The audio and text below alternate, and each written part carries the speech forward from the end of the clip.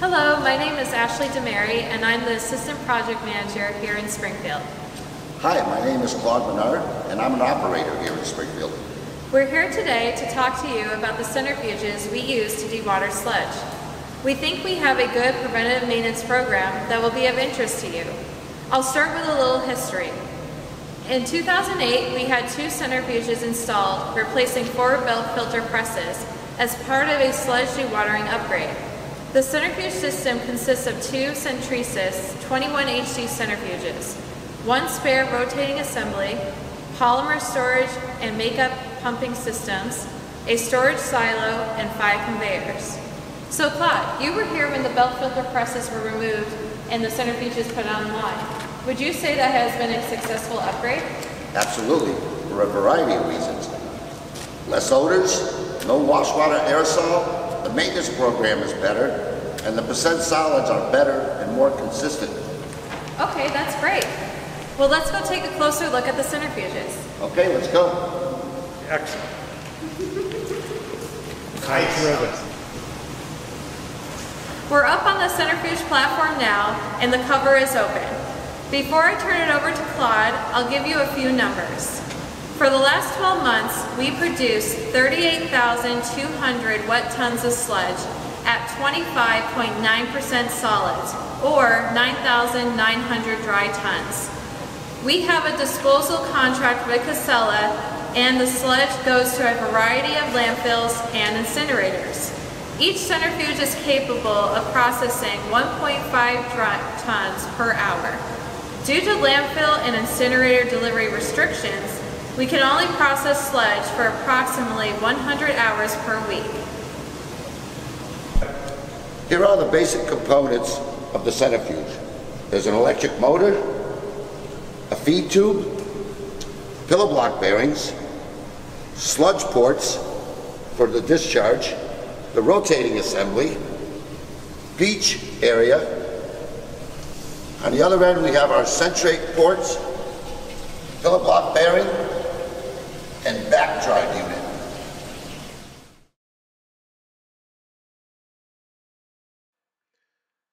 This is a picture of a typical centrifuge scroll and ball assembly.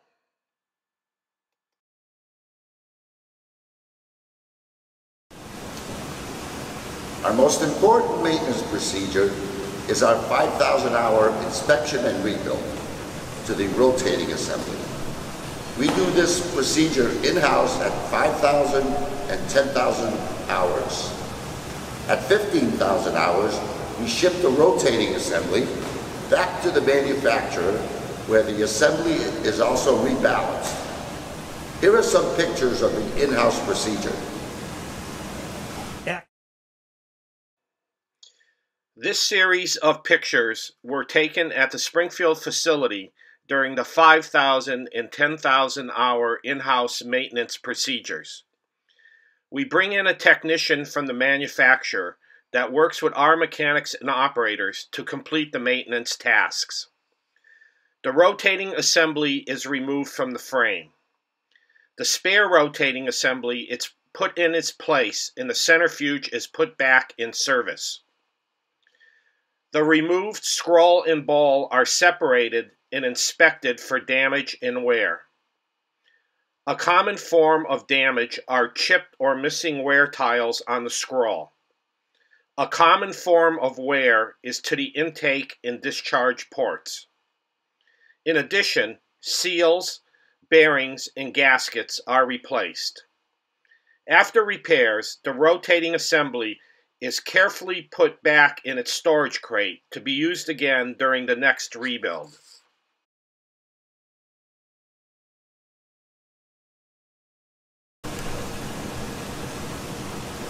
Now, let's look at some of the special tools we use for our in-house rebuild.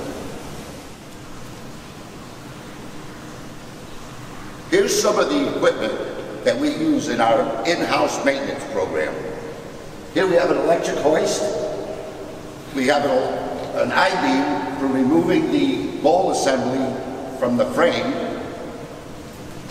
Here's the cradle we use to transport the rotating assembly. Here are a pair of heavy-duty sawhorses where we do the maintenance on the bowl assembly. And then here we have our scroll extractor, which enables us to remove the scroll from the bowl without causing any damage. Of course, you'll need other tools that you probably have, but these are special pieces of equipment from the manufacturer that will be specific to your centrifuge. Now, let's look at our polymer system. This is our polymer mixing area. We have two 3,500-gallon storage tanks. We get polymer in 5,000-gallon bulk shipments, liquid emulsion. The static mixers are by fluid dynamics. Typical concentration is 0.6%.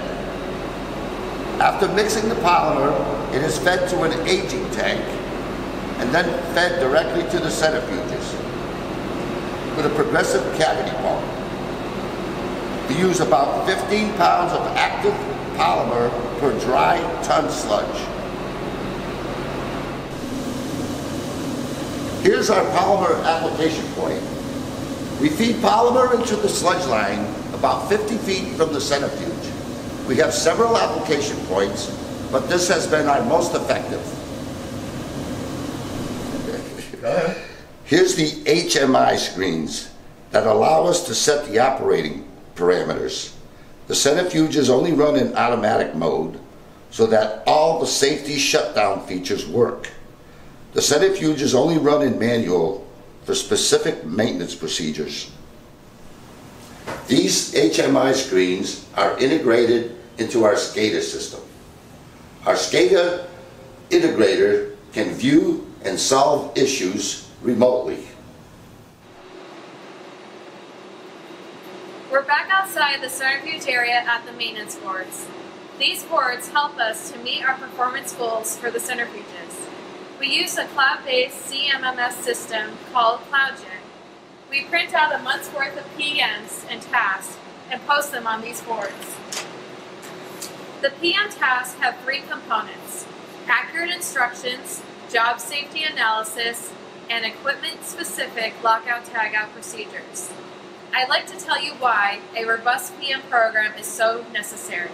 When everything is running properly, your centrifuges, the polymer system, and related equipment, we obtain the highest percent solids on a consistent basis. The difference in disposal costs between 20% and 26% sludge cake is $920,000 annually in savings. Our motto is, good maintenance doesn't cost, it pays.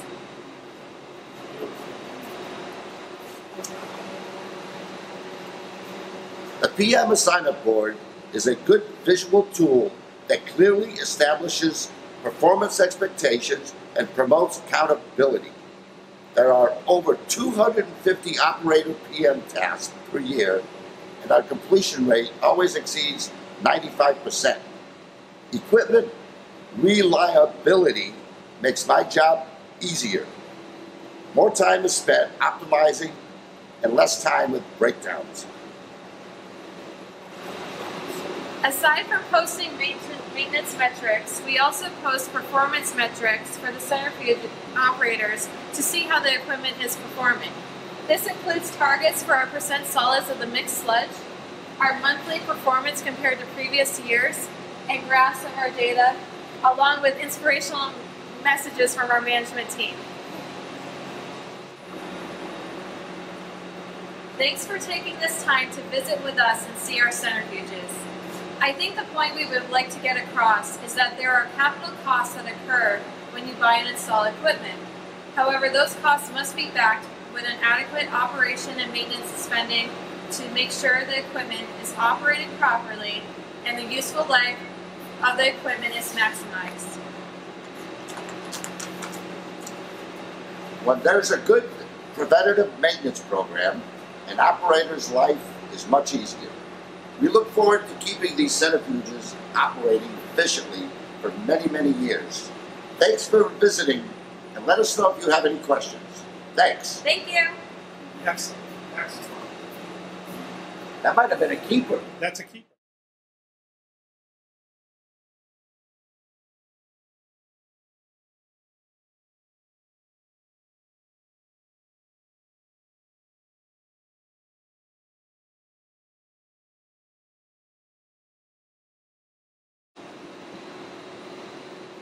We're back outside the centrifuge area at the maintenance boards. These boards help us to meet our performance goals for the centrifuges. We use a cloud-based system. Damn it, Mickey, sorry. I keep forgetting the CMMS part. Ta-da! I did that too on my first one. I get the jitters. I'm gonna make a blooper. Thanks. We're gonna have a blooper video. Great, thank you.